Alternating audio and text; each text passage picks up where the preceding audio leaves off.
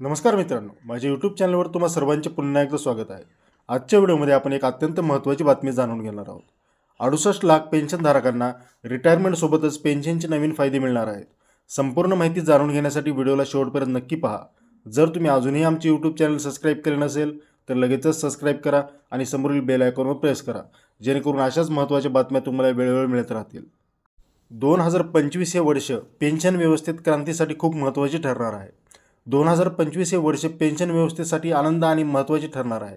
आता निवृत्ती वेतनानंतर pension order मंजूर करून घेण्यासाठी ठिकठिकाणी जाण्याची गरज उरणार नाही।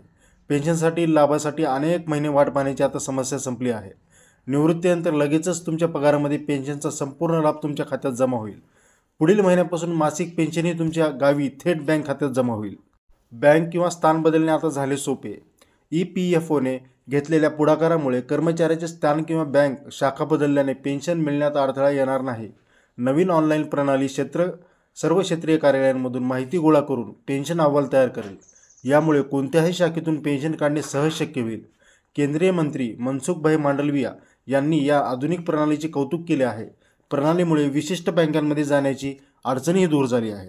तर मित्रांनो, आता पडताळणीची देखील आवश्यकता नाही। आता पेन्शन ऑर्डर मंजूर झाल्यानंतर बँकेत जाऊन पडताळणी करण्याची आवश्यकता उरणार नाही। पेन्शनची रक्कम थेट तुमच्या बँक खात्यात हस्तांतरित होईल। केंद्रीय पेन्शन पेमेंट सिस्टीम सेवानिवृत्तीनंतर कर्मचाऱ्यांना त्यांच्या गावी स्थलांतरित झाल्यानंतरही कोणत्याही अडचणीशिवाय पेन्शनचा लाभ मिळवून देईल।